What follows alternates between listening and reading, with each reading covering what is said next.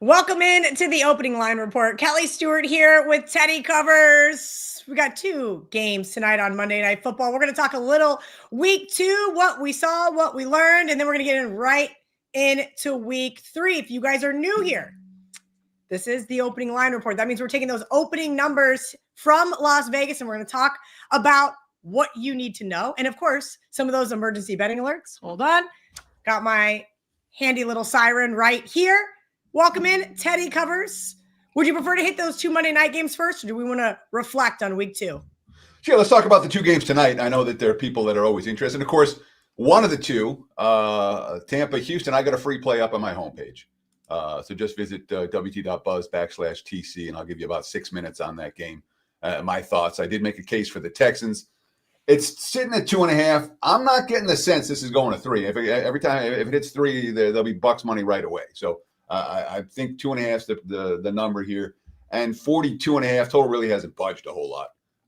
I'm not sensing a lot of movement there. I'm in play for the clients on Chargers Raiders late night action tonight, and that's one where the lines bounced a little bit. There were 3s out there. I'm only seeing 3.5s right now. Total 46.5. The total really hasn't moved there a whole lot. This line could move. I'm assuming Brock Bowers is going to play. The reports are Brock Bowers going to play. And we could see some Raider support once Bowers is announced as being in. That could take out some of the 3.5s. That is possible. It's more likely to move to 3 than it is to move up to 4 from the current 3.5. So if you like the Raiders, I wouldn't argue with locking in at 3.5 right now.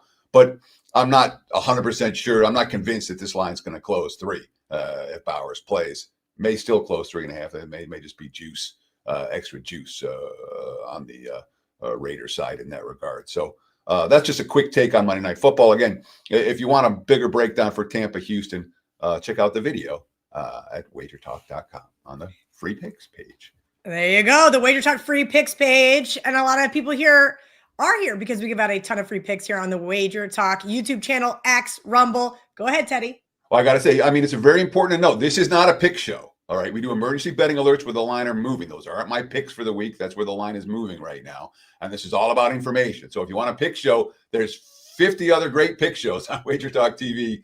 This is an information show, so just be aware. I know that in the comments every once in a while, it's like, where's the picks? Well, that's not what we're doing on Monday morning. We're giving you info on Monday morning.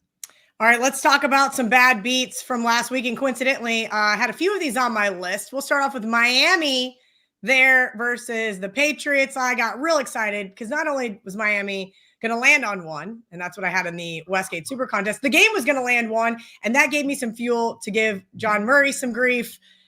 That's not how it played out, though. Looked like A-Chain stepped out of bounds. Your synopsis on the Miami Dolphins, Mike McDaniel's press conference was probably the worst one I've ever seen.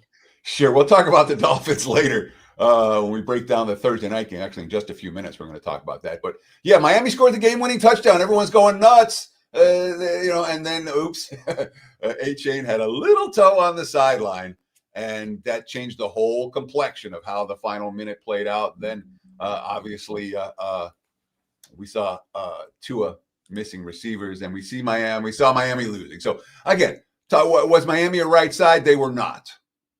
All right. Were they live to win the game? Did it look like they won the game? Yeah, but that wasn't the only one. What about Jacksonville, Cincinnati? Cincy, with the backup quarterback, 4th down, incomplete pass. All right. Done. Game over. Oops. The ref said that's a pass interference on Travis Hunter, which, again, if you call, they can call a penalty on every play if they so chose. It certainly wasn't egregious. Hunter got the call. Cincy got the win because Hunter got the call. And if you had the Jags, that was pretty tough to swallow. Most misleading score of the day, Kelly, that was the Browns-Ravens. All right. What Cleveland did to Baltimore defensively in that game. Teams don't do that to Baltimore. All right. Derrick Henry completely shut down. That being said, the Ravens offense didn't work. The Browns had more first downs, more yards, more everything. And they lost by 31 points. Yeah, so that was a little bit of a misleading final. How about the Giants? And I know you were sweating this one, Kelly. The Giants and the Cowboys. The Giants won that game straight up twice. but their defense managed to lose it 3 times. How did you feel sweating that out for Survivor? Oh man, Teddy. Immediately, I'm like, of course I'm getting this Russell Wilson, not the Russell Wilson that played in Denver. And then at the end, I did get Denver Russell Wilson with the interception. And I was like, okay, he's going to miss this chip shot, according to the announcers. Nope, right down the middle. Aubrey, what a great story for him. Not only did he hit a 64-yarder to send it to overtime, he kicked the game-winning kick against a divisional rival, and somehow I am still alive in the Westgate $5,000 Survivor. I was at least smart enough not to go double Dallas. Sure. Well, the Arizona people had to sweat just as much. Maybe not as much as Dallas. The Dallas was more of a sweat than Arizona because Arizona led 27-3, and then they fell asleep, and then they allowed a 4th and 16 conversion on the drive to cover, and then the onside kick recovery, and then multiple penalties against them. A complete blowout turning into an absolute sweat. Cardinals got the win. Panthers got the money. I had Arizona. I definitely watched the end of that one because I had Panthers +7. John Murray gave it out on last call yesterday. Woo! But one of the games that got to go my way that I didn't deserve, Teddy, Denver, Indianapolis. Well, I had one play for the clients yesterday. It was the Broncos. It was a 5% big ticket. It was all I had. I'm like, this is the best play on the board. And it wasn't. I mean, I wasn't right. Indy moved the ball up and down the field against Denver. That said, you don't often see the score flash final. You don't often hear Kevin Harlan go, and the Broncos win. You don't often see him tweet out. And then, oh, by the way, there's a flag for something literally they do on every – if you watch the replay of that field goal compared to every other field goal in the NFL yesterday, they're exactly the same. But that one got a penalty. It is what it is. Again, Denver wasn't right, but that was a nice kick in the balls. I didn't enjoy that very much. And, of course, we can't leave if we're talking about tough beats yesterday, we can't leave KC out of the equation. The pass hit Kelsey right in the hands. And Kelsey's like, oh, I don't want this one. Just like he's like last week, I don't want Xavier Worthy on my team. This week he's like, yeah, I don't want this touchdown. And, of course, Mahomes took Mahomes is such a leader. He took all the blame for it. He said, oh, I should have hit him in the numbers. He shouldn't have had to reach out for it. Shut up. Travis Kelce cost you the game. 7 points one way turns into 7 points the other way. Instead of a 17-13 Chiefs lead, it's a 20-10 Eagles lead that Kansas City was not able to overcome. So, yeah, a bunch of tough beats just on sides yesterday. I didn't even talk about totals. Those are just the sides. And there's there was 13 games yesterday, and 7 of them were brutal. If you had the wrong side of them. So there's the NFL for you. Sometimes it's tough. Yeah, week 1, tons of overs there. We saw early on, 12 tons of unders, 12-4 to the under. This week, morning game started out 8-1 to the over, ended up 10-4 to the over. We'll see how those end up tonight, but kind of a wild shift in the totals over a week and a half. So time span. Teddy, let's just go ahead and get into week 3. Go ahead. Oh, just real quick, I want to talk about these totals because favorites go 8-6 against the spread yesterday. Totals go 10-4 to the over. We had a bunch of unders week 1. The over trend is worth paying attention to. The new kickoff rules, we're seeing longer returns. That's legitimate. And touchbacks are coming out to the 35. So teams are starting with better average field position this year than they have in previous years.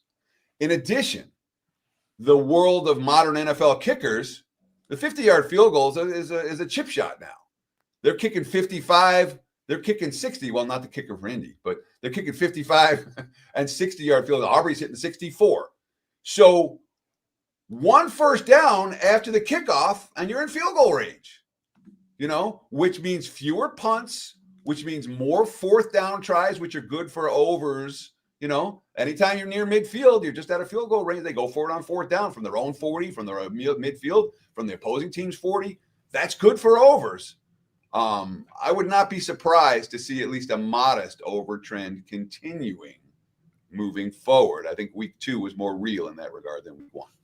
All right, we have an AFC East matchup here on Thursday night. We're going to get into. We mentioned Miami just a few minutes ago and that press conference with Mike McDaniel. Miami at Buffalo Thursday night, Teddy. Sure. So for each of these games, you're going to get 4 sets of 4 lines. I'm going to give you the look-ahead line. These are the bettable lines from the Westgate Superbook last week. a handful of games where there was market difference between the Westgate and other books, I put a consensus line. But generally, I'm talking about the Westgate look-ahead line. So bettable line for this game last week. I'm going to talk about my power rating number for these two teams. It doesn't factor in situation, just team A, team B, home field. We're going to talk about the openers last night. And then and again, my openers, I take a consensus line on the opener, usually right around the time Sunday night football kicks off, sometimes a little bit later in the first half. But when you have a legitimate market. And then we're going to talk about where the lines have moved since those openers last night. Oftentimes what people say, the line opened at, I disagree with that assessment. I believe very much in my numbers when it comes to openers. So the look ahead line for this game, Buffalo -10, 48.5. And I talked about it last week. I'm like, if Miami loses, the market's going to crash on Miami. What do we have? Well, my power rating number, 12.5. The market's open 12.5/13. And that's exactly where we're sitting at this morning, 12.5/13. Total look ahead, 48.5, 49 last night. We're seeing 49.5s out there right now. So all the early money, obviously favoring Buffalo with the markets crashing on Miami, and a little bit of early money on the over as well. I'll give the Dolphins credit for taking punches and punching back the whole game. But, after that 18 stepped on the sideline, there was a delay of game penalty. Tua missed a wide open Tyreek Hill, a bad throw, sacked on third down, sacked on fourth down. The quotes after the game, you talk about that press conference. The defense forced only 4 incomplete passes, by the way. Tagovailoa, quote, that was really frustrating. It was frustrating with the communication with the guys inside the huddle and then what the personnel is, then the play for those guys. Do we have too many guys in? Why do we have another guy running in? Just the whole operation was not up to standard, was not up to par. I got to do a better job with our guys in a sense. That, my friends, is throwing your coaching staff under the bus. He's saying it's him, but all that stuff is on the coaching staff with players shuttling in and shuttling out. Of course, talking about the delay of game penalty. Mike McDaniel, quote, I think if I worry about my job security, I won't be doing my job. And I think that is inherently against all the things I believe in. I've never felt entitled to this position. It's very important to me to spend all of my waking hours worrying about exactly how to do my job. I won't spend one moment thinking about all the things that whatever people you want me to think about this team and the Buffalo Bills here after I get done with this podium. So McDaniel's going to lose this game, and who knows when he'll be fired. But yesterday's loss, devastating for Miami, especially considering how many times they punched back. As for Buffalo, they held the Jets to 0 of 11 on third downs. Quite the defensive improvement compared to giving up 40 against Baltimore last Sunday. 3.3 yards per play allowed. Total yards, 403 to 154. And that was with Ed Oliver out. Taron Johnson was out. Matt Milano didn't play in the second half. So it is definitely worth checking on that Bills injury situation, especially in this point spread range. All right, Teddy, let's move right along. We're going to get into those Sunday games. Indianapolis at Tennessee. We've seen this one on the move. Kind of talk to me about this Titans team. We saw them take it. Let's put it this. The defense was very competitive in Denver. Yesterday, not so much. The Rams seemed to be able to move the ball pretty easily up and down the field versus them. Your thoughts on Tennessee going forward? Your thoughts on this game this week? Look headline, Colts -2 and 42.5. There were some 2.5s out there at other books. The Westgate opened 2, but 2.5 was probably the prevailing number. My powering number comes 5.5 for Indy. The Colts showed me something yesterday. I'll give them credit for that. Last night opened 3 -20/3.5. And what are we seeing this morning? 3 -20/3.5. Total 43.5. That's up from the 42.5 on the look ahead line. Indy 2-0 for the first time since 2009. 2 games, 0 punts. That's the first time in the Super Bowl era a team has done that the first 2 games of the season. They didn't get stopped twice on fourth down yesterday, but every other drive produced points. The Commanders last year had 0 punts in week 2 and 3, and they turned out to be the surprise team of the league. Worth noting with Indy not punting yet this season. Of course, I consider Denver's defense to be elite. And what we saw yesterday, 165 yards on the ground, 6.6 yards per carry from Jonathan Taylor. Yes, he had 1 long burst, but he moved the football effectively on the ground throughout the afternoon. Danny Dimes, 9.3 yards per pass attempt, only sacked once. Now, Shane Steichen did everything he could to lose the game. All I was watching when Indy was moving the ball, matriculating the ball down the field, just running the football and burning clock and trying to, when they get to not even to the 40-yard line. I was thinking of you, Kelly. Kicking is for losers, and kicking was for losers until the penalty gave them another chance. Steichen, quote, "We were in field goal range there. I felt good about it. Obviously, we got the penalty that helped us out, and we found a way to win." Yeah, the refs gave you a win. Oh, we did that. No, you didn't. You lost, but the refs gave you another chance. As for Tennessee, Cam Ward had 38 dropbacks for 143 net yards. He was sacked 5 times. There's no downfield passing game right now. Lost a fumble, turned a close game into a double-digit defeat. Now, there were some positives. Tony Pollard grounded out yards all day, 20 of 92, long of 10, which tells us, steady gains from Pollard. It's not nearly as one-dimensional as it was in Denver last week. But again, the offense, 3.9 yards per play. The defense gives up 7.4. That's blowout. And penalties continue to be an issue for Tennessee. 10 flags, 62 yards. They had 13 flags for 131 yards in the opener. I like quotes from opposing coaches. Sean McVay, quote, "I thought we had a really great command in the second half. That's really a tough football team." So throwing a little love towards Tennessee. That being said, Titans are now 0-8 in the last 8 going back to last year. They didn't have right tackle J.C. Latham. They didn't have nose tackle Devondre Sweat. Kevin Zietler got hurt, the right guard, in that game. L'Jarius Sneed went in the medical tent.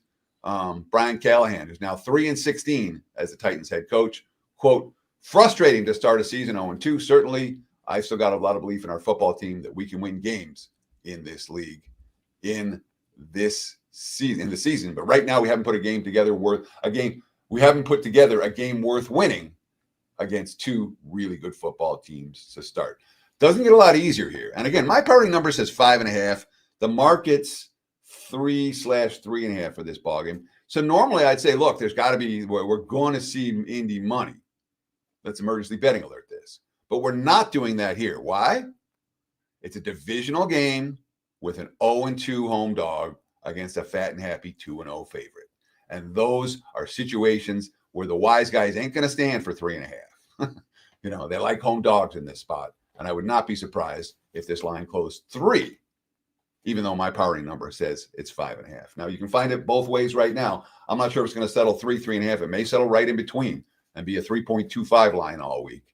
But it's not a scenario where I'm expecting runaway Colts money, and you got to get down on Indy right now. Wouldn't argue if you like Indy, grab the 3 now. But it's not a must-bet scenario, and there's not enough 3s out there for me to go, yeah, you can definitely bet this. All right, Atlanta off that Monday Night Football. Well, I'll call it a snooze fest. I went to bed at halftime because I was tired in Minneapolis. Now they're on the road at Carolina. Talk about teams maybe, Teddy, that are off those back-to-back road games now here in the division. You mentioned Carolina looked awful for about 3 quarters. And then against that tired defense for the Cardinals, they looked all right. They didn't get the game-winning drive, but they looked pretty solid, at least in that fourth quarter. Sure, when you're down 27-3 and you make a little rally, I suppose that's something you can use as a positive sign, and that's certainly what Carolina did after the game. Look headline here, Atlanta 2.5. There were 3s out there, total 44.5. My powering number for the game, Atlanta -4.5. The markets opened last night before the Falcons lost. Before the Falcons won, I should say 3.5, 43.5 this morning. What are we seeing? 3.5 and 43.5. Again, there are some 44s out there. Atlanta, impressive on the ground against Minnesota. Again, you're not expecting to see many teams run, with Bijan Robinson and Tyler Algier, 39 carries, 218 yards, 5.6 yards per rush attempt. Against Minnesota's defense, that's something. And second straight game, Atlanta's defense has been pretty good, 4.2 yards per play allowed.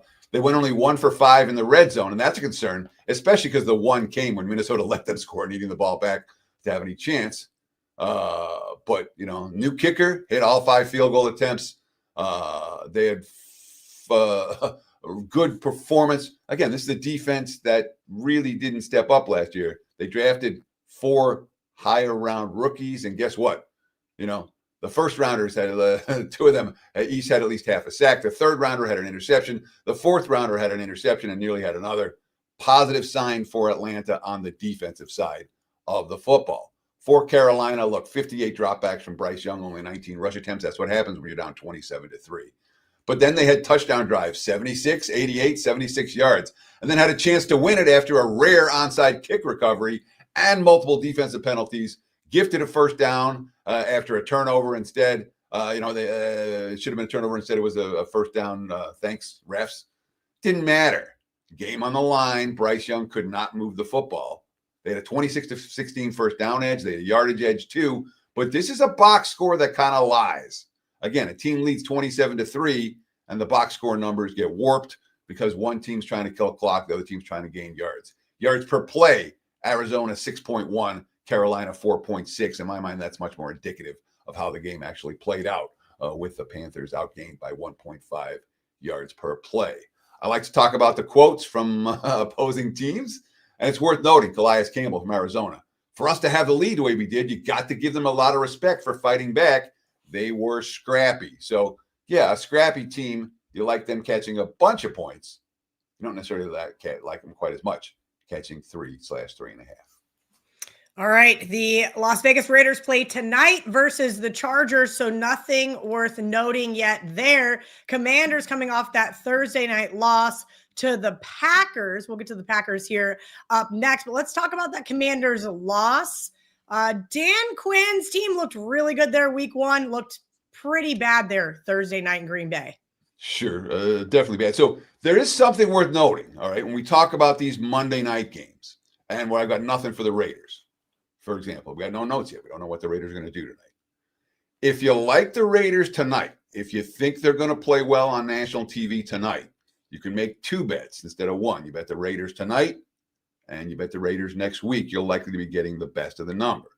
If they think the Raiders are going to look crappy tonight and the Chargers are going to kill them, you can make two bets. You bet LA tonight, and then you bet Washington now, because that line more likely to go up or down if the Raiders look as bad as you think they're going to look, or as good as you think they're going to look. So there is opportunity on Monday, even with these teams that haven't played yet this week. When you have a strong opinion, you can bet next week's games. And oftentimes you'll get the best of the number in that regard.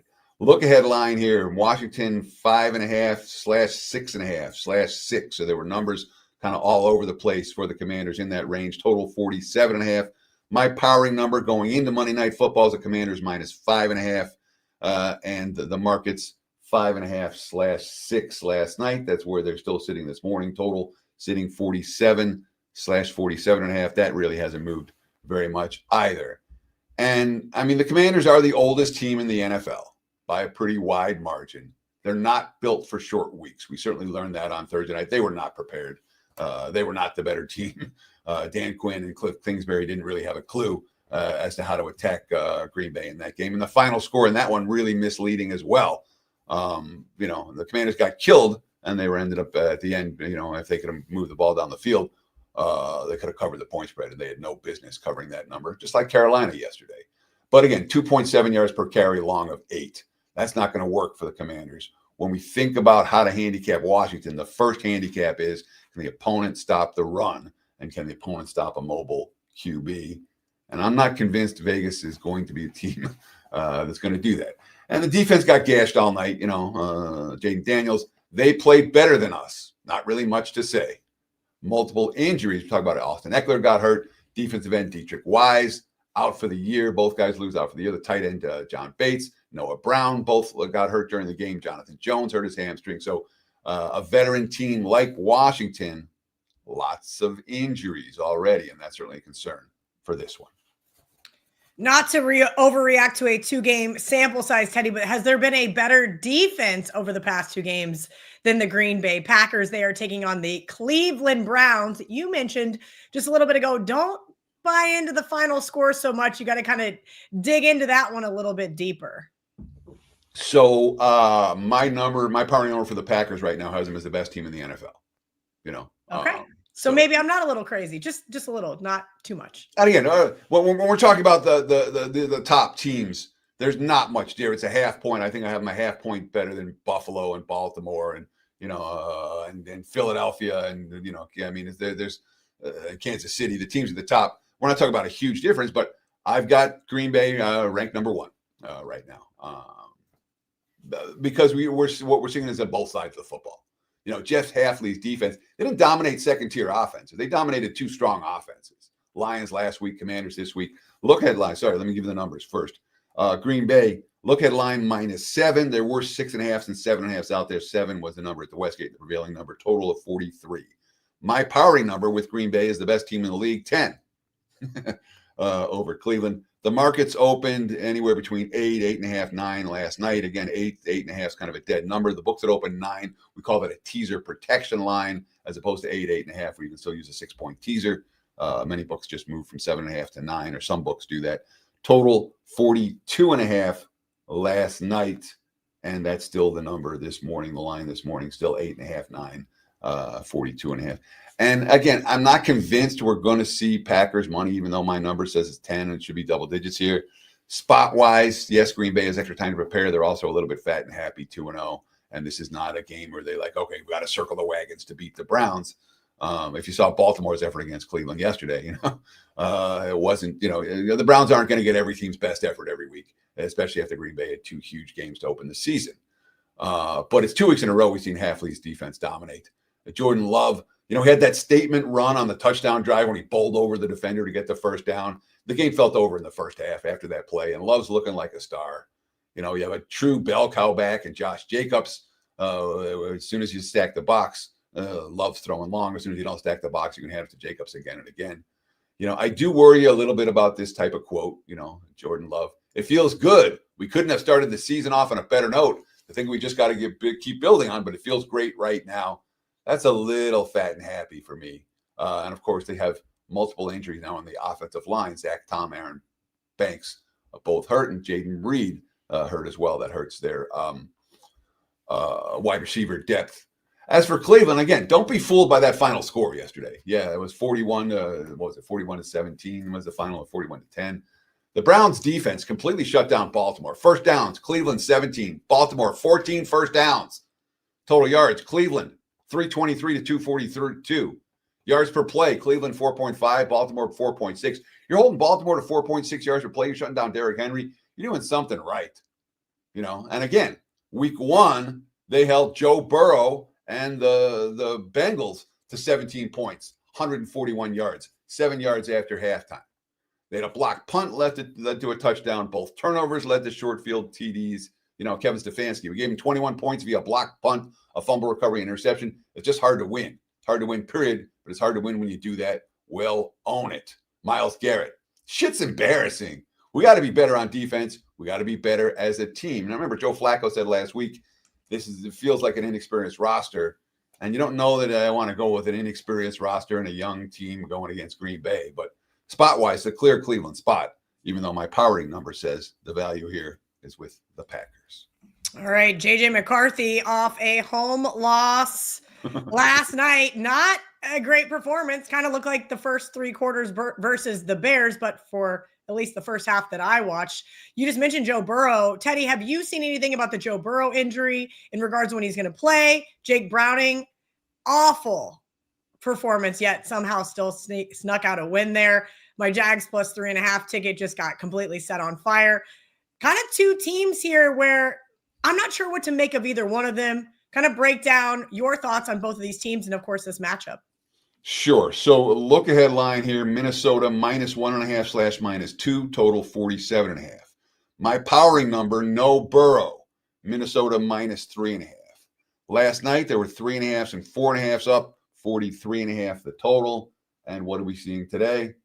42.5 the total. Still 3.5s and 4s out there for Minnesota.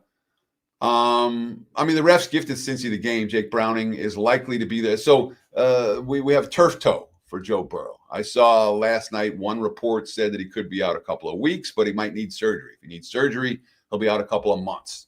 Either way, the market's not expecting him to play this week. It's going to be Jake Browning again. And I'll give Browning credit for this. Game on the line. He took him down the field and put him in the end zone. Admittedly, there was a 4th down pass interference call that was pretty dicey that got him there. But Browning get to throw, and then they went 4-3 with him last time. He was the backup. So it's not like Eddie, I'm going to interrupt real quick. Joe Burrow confirmed to undergo surgery on his left toe, expected to be out for 3 months. That is a tweet from 4 seconds ago. So Sweet. I just wanted to jump in there and let everybody know. It looks like the comment section beat me to it anyway. That's breaking news. Thank you guys for giving us that info. And of course, for someone that has a Bengals season wins under bet, I can't, but part of the thought process like that, a big part of my thought process was that since he's paper thin, they paid all their stars. They don't have backups. And you make money with, I did that with New Orleans last year, for example. Teams that, all right, they might look good for a couple of weeks, but there's going to be issues. And obviously, if Burrow's going to undergo surgery, it'll be Jake Browning for a while. And that's not necessarily a good thing for the Bengals power rating number moving forward. Browning did throw 3 receptions. Chase Brown only had 2.9 yards per carry.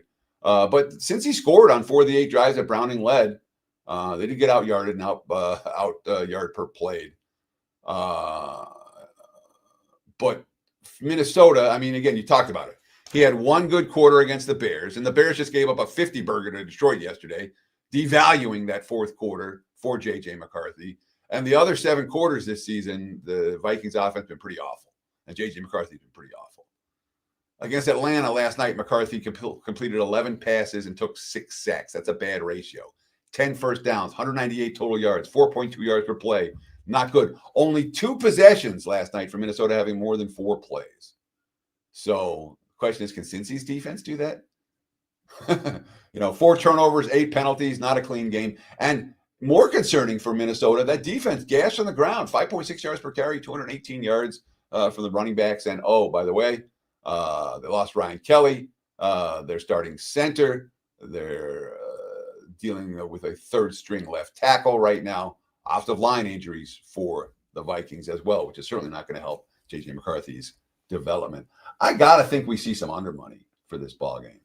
And again, look-ahead total here, 47.5. It was 43.5 last night. It's 42.5 at a lot of books right now, but there's still 43.5s out there. Let's do it. Let's get that first emergency betting alert out. Where's Dan with my there? Like the under. There are 43.5s out there now. They will not be there much longer. All right. We can expect the total to get bet down in this ballgame. We've already seen a bunch. I would not be surprised if we see more. Backup QBs and struggling offenses lead to unders. 43.5s available as we speak at multiple books. Again, if you like the under, I bet that sooner rather than later.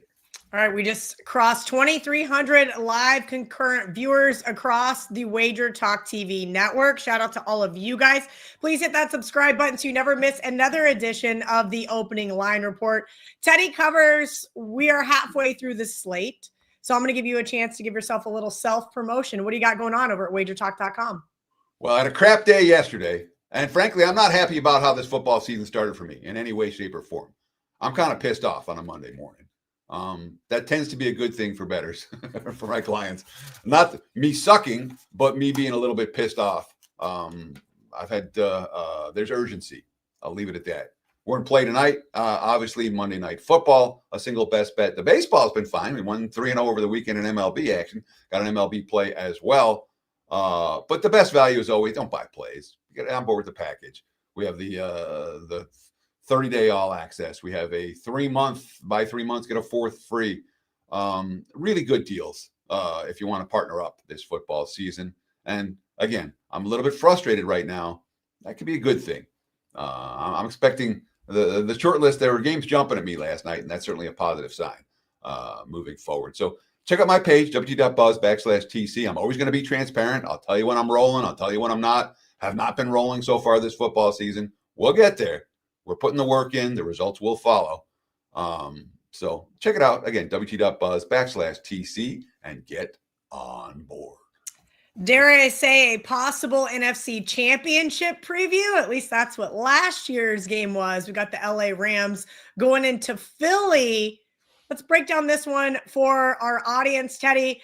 I'm sold on Stafford's not 100%. I don't know. He's been rocking and rolling, mainly because he's got a duo of wide receivers in Devontae Adams and Puka Nacua. Sure. So look at line here. Philly minus 4.5, total 45. If we do this show live Sunday night, I'd have said those 4.5s aren't going to last. Opened 4.5 last night. 4 for last 4.5. My powering number was 3.5 for the Rams. Obviously, you're talking about playoff revenge. And we're seeing today 3.5s as a prevailing number. Even a prominent 3.5 even money worth noting. So we've already seen Rams money.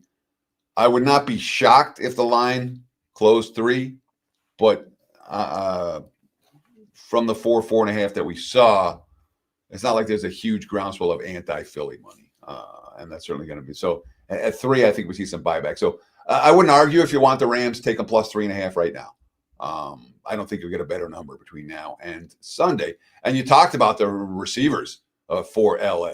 Devontae Adams, brilliant. I thought he was washed up, and he has not looked washed. Him and Puka right now are as tough to stop as any wide receiver duo in the league. Stafford, 9 yards per pass attempt, only took 1 sack in yesterday's win.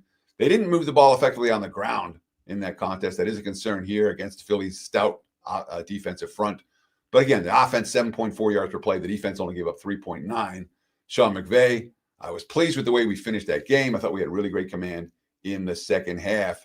They are missing a couple of key players. Steve Avella, the left guard. Colby Parkinson, the tight end. Cornerback, Keller Witherspoon broke a clavicle. Those are concerns. Devontae Adams talking about Matthew Stafford. Quote, he threw a pick in the second quarter. Quote, he's not cussing. He's not blaming anyone. You could tell he's dialed in, locked in, not going to let stuff like that rattle him.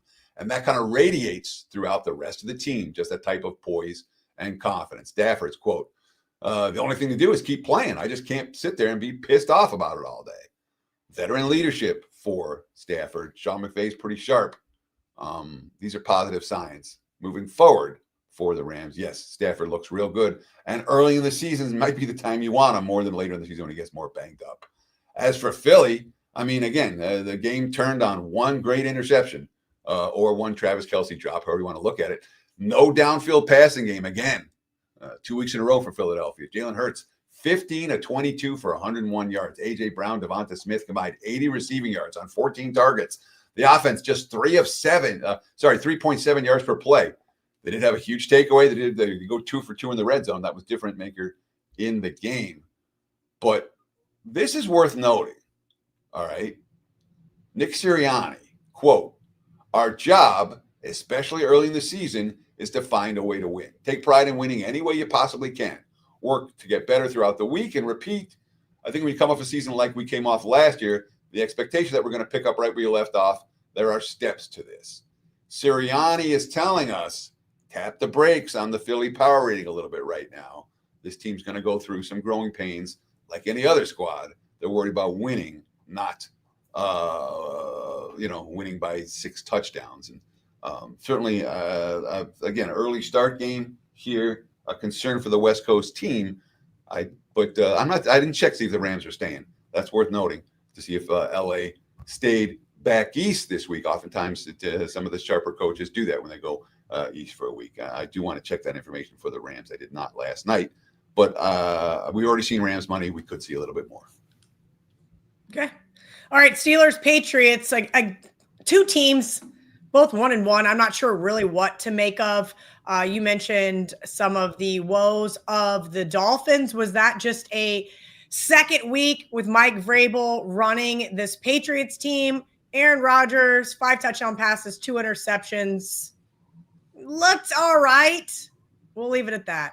Against the Jets, and this week, not so much. But that was a wonky game there against Seattle. Teddy, that kickoff where he didn't understand either the rules or whatever happened and turned into a touchdown. Then Seattle just ended up being able to roll over this Steelers team. Look headline here, Pittsburgh -1/43. There were 1.5s out there. There were 2s out there. There were 2.5s out there for the Steelers. Ain't no 2.5s out there with Pittsburgh as chalk now. My power rating, Steelers 1. The markets opened 1/1.5 last night. There were a couple of pick'ems out there, and that's exactly what we're seeing today. A couple of pick'ems, a couple of Pittsburgh -1s, a couple of Pittsburgh -1.5. So there is some line variance here. Total 44.5. Again, look, it was 43. Last night was 44. So we have seen over money. And given what Pittsburgh's done offensively or defensively, that's no surprise. This is another one where, again, right now, let's do it. Let's emergency betting alert this total. If you like the over, play Pittsburgh, New England over right now. There are still 44s out there. I'm expecting to see, again, 44.5 already the prevailing number. I would not be shocked to see it to go higher because we're talking about two teams with very suspect defenses right now. The Steelers have the highest paid defense by a wide margin, by the way, NFL's highest paid defense. They've now allowed 27 or more points 6 times the last 7 games, dating back to last year. They've allowed 30-plus in both games this season to opponents that scored 13 and 10 in the other game where they didn't play Pittsburgh. Give up a 300-yard passer, 100-yard rusher, 100-yard receiver. They gave up Seattle had 18 plays of 10-plus yards yesterday.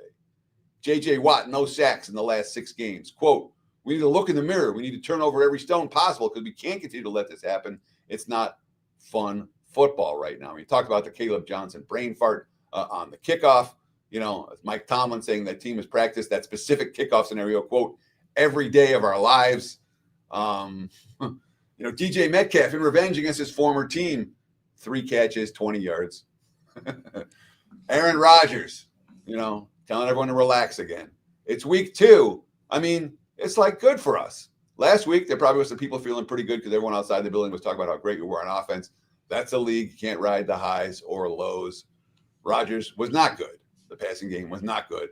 Drake May only threw 4 incompletes for New England in yesterday's game. Last week, Vrabel talked about better balance. This week, 29 rushes, 26 dropbacks. They had a hell of an answer after Miami's punt return touchdown with a kick return touchdown of their own. But there are kicker issues now for New England. Borregales was the first kicker taken in the draft last year, and he missed 2 PATs, and he missed a 40-yard field goal in the opener. So kicker concerns could be a factor for Patriots and Steelers in this near pick'em price ballgame. Hand up, did not know that Tyrod Taylor was still in the NFL until Justin Fields left with a concussion the other game. Bucs play tonight in Houston. Teddy, talk about Jets at the Buccaneers. Yeah, I mean, Justin Fields, 3 for 11 for 27 yards. He was sacked twice for minus 19. So that's a net of 8 passing yards. And he left in the fourth quarter with a concussion. The Jets finished with 3.3 yards per play and allowed 224 rushing yards at 5.2 yards per carry. That's the second week in a row this D has been absolutely gashed, 30-plus points. Aaron Glenn, when it comes to this game, very disappointed, very disappointed, all 3 phases, to be honest with you. Look headline here, Tampa minus 5.5, 44.5. My powering number has the Bucs 8 in this ball game. The market's sitting at 7 and 44 right now. Sorry, 44/44.5 right now. And again, if you like Tampa tonight, you can lay 7 right here. The number could be higher. If you like Houston tonight, you can take 7 here. The number likely to be a notch or 2 lower. You can make 2 bets on Mondays based on your Monday Night Football opinion. Speaking of Monday Night Football, Houston, like you mentioned, plays tonight, and they are facing the Jaguars. A game that, as you mentioned, did not end up going my way, even though Joe Burrow left there with an injury. Kind of talk about maybe turning away from some of those wonky losses, if you will. Is this a situation where if we like Jacksonville, we should be backing them now or waiting until after Monday Night Football? So look headline here, Jags. There was 1s, there was 1.5s, there was 2s out there against Houston. Total 43 on the look headline. My powering number has the Texans -1. The market still have the Jags -1, 43.5. Again, depending on how Houston plays tonight. It's one of the situations where Houston hasn't given us their piece of the equation yet. All right. So, and talk about which way the line is going to move. The line will move based on Houston's performance. If they look bad, the Jags will be chalk, and they'll be bigger chalk than they are right now. If Houston looks good, it's much more likely to be in the pick'em range than it is right now, or even Texans -1. We talked about how the Jags, the refs gifted Cincy on the 4th down pass interference call on Travis Hunter. That literally was the difference in the ball game. That said, the Jags' last drive before the Bengals touchdown, just like in the Broncos game, the Broncos gave Indy a chance to win it with poor execution on offense. The Jags are first and goal, or whether they're on the fourth, they're fourth down from the 7, 4th and 5 from the 7-yard line. Sorry, they're not, but they're in the red zone. They're up 3. Trevor Lawrence stopped the clock with a bad pass on 3rd down and then hit Brian Thomas right in the chest on 4th down, and Thomas dropped the football, which would have won the game for Jacksonville. So it's certainly, yes, the refs gifted them, but Jags left the door open for them. Only went 3 for 6 in the red zone. They outgained in the red zone. They outgained Cincy yards per play and full game. I feel like it's the same quote from Trevor Lawrence for the last 5 years. I think overall we showed we can make plays. Just a consistency piece is lacking at times. Not shooting ourselves in the foot. That's still showing up. It's something we have to correct. Liam Cohen said after the game, and I missed this quote to give it to you properly, but he said I missed getting it in my notes somehow. But Liam Cohen said, if Trevor Lawrence plays that way, we're good enough to win as long as he doesn't throw interceptions. But Lawrence did have another 2 bad picks yesterday. That's been pretty steady problem throughout his career. All right, Broncos headed to LA. They're off that Indianapolis loss that had been a pretty painful plane ride home for them. And as we've mentioned several times, the Chargers play the Raiders tonight. Yeah, look ahead line here. They're basically 2.5/3 for the Chargers, total 43.5. My powering number going into Monday Night Football is Chargers 2. And we're seeing right now bettable 2.5/45.5/46. It is legitimate. It's a split line, a total. And I'm not sensing any movement just yet. The best defense in the league just get gashed for 165 yards on 6.6 yards per carry just by Jonathan Taylor. Allowed Danny Dimes to gain 9.3 yards per pass in, but only 1 sack. Last 3 possession, punt in Colts territory, bad Bo Nix interception in field goal range, and a missed 42-yard field goal from Will Lutz. Will Lutz will not get a Christmas card from me this year, but they had the chin. And again, it's not many times does Kevin Harlan say, the game is over, the Broncos win, and the scores flash final, and then, here's the penalty. And Dodrick Tillman gets flagged, and it's a 45-yard field goal instead of 60, and then it's money. Sean Payton, we did a lot of things late in that game to keep ourselves from winning. It'll be painful to watch that film. There'll be a bitter taste for a little while. We put ourselves in position to control the game late. Then it slipped out of our hands. It's in theory a bounce back spot for Denver. We'll see if it's a bounce back spot for the Chargers as well, based on their Monday night performance. Teddy, real quick, just because I like to add some extra little betting thoughts in here. Denver looks real nice to put in a teaser for this week. I know there's some disagreements on when we should and when we shouldn't. Total sitting there at 46. Your opinion on maybe using them in a teaser spot? Yeah, sure. I mean, again, at 2.5, you're always looking to tease the dogs up because you get all the key numbers, 3, 4, 6, and 7. So 2.5 up to 8.5 does make sense for the Broncos. And in theory, the Broncos aren't the type of team that's going to, their defense is supposed to be better than what we just saw. They're not the type of team that's supposed to lose a lot of games by margin. All right, let's talk about losing games. Spencer Rattler, 0-8 as a starter for the Saints. How can you not want to use Seattle here in your survivor plays? Like just straight Seattle across the board, just fade the Saints into oblivion, Teddy. Yeah, look at line here. Anywhere from there were 6s, there were 6.5s, there were 7s, there were 7.5s out there. Total 41.5 for Seattle and New Orleans. So the market's in agreement on the total and not in agreement on the side. My powering number, Seattle minus 8.5. The markets last night, 7/7.5/8, total of 42. And we've seen the 42s mostly get taken out, 41.5, the prevailing number. And the markets have settled. Again, when it's 7/7.5/8, I expect the markets to land on 7.5, and that's exactly where they have. Spencer Rattler was okay yesterday. No interception, 3 touchdowns. Chris Olave had a good game. Alvin Kamara had 99 rushing yards versus a solid Niners defense. The Stars showed up. They went 3 for 3 in the red zone. Those are positive signs. In both games, they've had a chance, with the ball, with a chance to take the lead in the final minutes, and Spencer Rattler hasn't been able to get it done. But there's still the penalties, the turnovers, the drop passes, the blown defensive coverage, the missed field goal in each game. Kellen Moore, quote, "We have a great group of guys that play their tail off. We have to play cleaner football, do what winning teams do in each and every moment." They're trying to build a culture there in New Orleans. It's not a winning culture just yet. And it kind of is for Seattle. Who, again, you talked about the play where the Steelers just allowed Seattle to recover their own kickoff in the end zone for a touchdown. But it wasn't just that. I mean, Seattle outscored the Steelers 24-3 over the final two quarters. Their defense dominated. Kenneth Walker at 100 yards on the ground. Sam Darnold was dishing dimes, 8.9 yards per pass attempt. Two missed Myers field goals, two Darnold picks, and they still won by 2 touchdowns. That's a positive sign for Seattle moving forward. The Dallas Cowboys, I was shocked to see open as a small underdog at the Chicago Bears. This is kind of a weird one for me. How do the Bears respond after just getting throttled there by Detroit? So look ahead line here, Bears -1.5/46, and then there were pick'ems out there. My powering number had Dallas -1. The markets opened Chicago -1/pick and 49 last night, and that's holding. Chicago -1, even -1.5 at some books. Total 48.5, 49.5, even a 50 out there at circa here in Las Vegas. I mean, the Lions, Dan Campbell was trying to make a little bit of a statement yesterday, and he did. That being said, the Bears defense allowed 8.8 yards per play and a 50-burger. They gave up 6 touchdowns and 7 red zone tries, 5.9 yards per rush allowed, 11.9 yards per pass attempt allowed. It's as ugly as it gets. And Ben Johnson said it's not going to be seamless.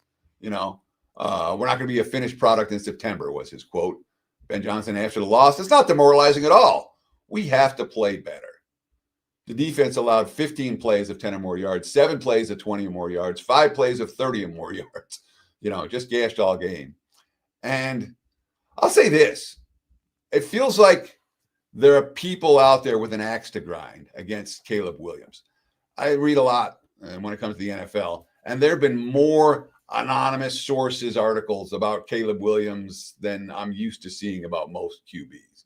Lots. I'm sensing that people around the league, people around the organization, former people around the organization don't necessarily like this guy all that much. And, obviously based on what we've seen the first 2 weeks, the Bears still very much a work in progress. As for Dallas, 32 first downs, impressive offensive showing. Then they punted twice in overtime, and the Giants were supposed to win that game. The defense gave up 450 yards through the air. Just like last week against Philly, they couldn't get stopped, burned badly by the pass. Yards per play against the Giants, allowed 7.8, gained only 5.8. They had 12 penalties for 106 yards. And, of course, they're coming off Brian Schottenheimer's first win. Still just 3-7 straight up their last 10 home games. Schottenheimer, quote, Dak, talking about Schottenheimer, I won't forget it. I'm sure every guy in the locker room won't forget this one. Though some wins are sometimes hard to bounce back from, and there's got to be at least some level of desperation in Chicago right now. That said, again, my powering number is Dallas -1. I'm a little bit surprised to see the Bears not only holding at this number, but taking money. All right, Teddy, question in this game. Did Mac Jones look good, or was he just playing the Saints? San Francisco's at home to the Arizona Cardinals this week. Look ahead line here, anywhere from 1.5, 2, 2.5, 3. Lots of variance on the look ahead line. Total 44.5. All of that with San Francisco favored, by the way. My powering number, the Niners -2.5. That's with Jones in the lineup. The markets open Arizona as the favorite last night. That didn't hold. San Francisco now -1/-1.5 out there this morning. They've already taken money. Total 43.5/44. We've seen a little bit of over money as well. Mac Jones looked fine in Shanahan's offense. He completed passes to 8 different receivers. That's a positive thing. No picks, 3 touchdowns. That's a positive thing. 7.2 yards per pass attempt. That's fine. His quote, I've worked a lot on my mindset this offseason. The line did a great job blocked for me. And when they do that, I know I can sit there and let it fly. It's just one game. It's good to feel a little bit of confidence again. Just have to carry that to next week. Lots of injuries still for San Francisco. Shanahan referenced them after the game. That's awesome however you do it. We did overcome a number of injuries. We're proud of the effort. 5.1 yards per play on offense, 4.6 allowed on D. So some of that is certainly playing New Orleans. And Arizona hasn't figured out how to play with a lead this year. 2 games they've had a lead, and 2 games they've just sort of sat on it a little bit. They couldn't get off the field on 4th and 16 to blow the cover. They couldn't handle the onside kick. Then the defense showed up on the final drive, which is certainly a positive sign. Kyler Murray, I don't know how many penalties that was in a row. Yeah, it was kind of a shit show, to be honest, but I'm glad we got the win. We could be 0-2, but we're 2-0 with this issue, not playing well with the lead. I don't want to make it a thing, but at the same time, We got to finish games. That's the bottom line, because it didn't bite us in the ass today. Didn't bite us in the ass last week. But you keep playing around, you get bit. So we got to be better. FAFO. A couple of injuries on the defense side of the football for Arizona as well, worth paying attention to on the defensive line and at the cornerback. 3 cornerbacks, in fact, for Arizona got hurt yesterday. All right, Sunday Night Football. Of course, Kansas City is going to be the favorite. They're headed into New York. But talk about the look-ahead line here and what that loss to the Eagles means for Kansas City on Sunday night. Sure. Look-ahead line here. There were 6.5 was the prevailing number, 5.5/6 as we got into yesterday's game. So there was a little bit of Giants money during the week. Total 42.5 as the look-ahead. My powering number is Kansas City 6.5. The market's open 5.5/6 and 43. And all we've seen is over money. 5.5/6 still. But the total now 44.5, even 45s popping up. Kansas City's defense has now forced 1 turnover in the last 6 games. Travis Kelce first hurt Xavier Worthy the first week, running a bad route. And then in week 2, Mahomes hit him in the hands for a touchdown, and instead Philly won the game. This is Mahomes' first 3-game losing streak since being at Texas Tech in 2016. It's the Chiefs' first 0-2 start since 2014. When Alex Smith led the team to a 9-7 record full season. Mahomes, the leading rusher for Kansas City in week 1. Mahomes, the leading rusher for Kansas City in week 2. That's not what the Chiefs need. And, of course, rookie left tackle is struggling. The new left guard is struggling. There are issues for an offense. And, again, they outgained Philly 5.2 yards per play to 3.7 yesterday. Still found a way to lose. You talked about Russell Wilson at the top of the show. He was great all day. 450 yards, 11 yards per pass attempt. 2 beautiful throws to Wan'Dale Robinson and then Malik Neighbors to win the game, but then the defense couldn't get stops either time. And then Wilson's pass in overtime was indefensible. On second down, that's an indefensible pass. And then Wilson gave us a quote on after the game that I couldn't stop laughing at. And I needed a laugh last night, and this one just made me laugh. Russell Wilson, quote, "I love watching boxing. We're in a 17-round fight." Clearly, you don't love watching boxing. There is no 17-round fight. And we battled the first round and second round and got more to do. So I was really proud to be able to answer the way that we did. I've been part of a lot of crazy games. I don't know if I've been a part of one that crazy and that much grit. That said, 14 penalties for 160 yards. Clearly a problem for the G-men. And now they get a national TV appearance to get embarrassed in front of the nation. All right, Teddy, about 90 seconds because we're up against it with WagerTalk today. Monday Night Football. We got the Lions after a nice bounce back. And you mentioned maybe that Baltimore Ravens, Cleveland Browns score was just a touch fraudulent. Yeah, so we did 2 emergency betting alerts on the side. Let's emergency betting alert. 2 betting alerts on the total. Let's emergency betting alert on the side. I'm short on time, so I got to go quick. If you like the Lions, bet the +6 right now. All right, they will take money. I would expect they're going to take money. Look at line 5.5/6, total 50.5. My powering number, Ravens 3.5. The market's open 6. There are 5.5s popping at some books. Detroit's going to be a choice this week. Again, 8.8 yards per play. And Baltimore coming off what was the most misleading final score of the day, that 41-17 win over Cleveland, where Derrick Henry only getting 23 yards on the ground. They blew a 15-point fourth quarter lead in week 1. I would expect this line to close closer to 3 than the current 6 that we're seeing right now. All right, you guys want to partner up with Teddy Covers, WT.buzz/TC. Teddy, good luck this week. Check out some of those teaser plays, guys, because that's where I'm going to be looking.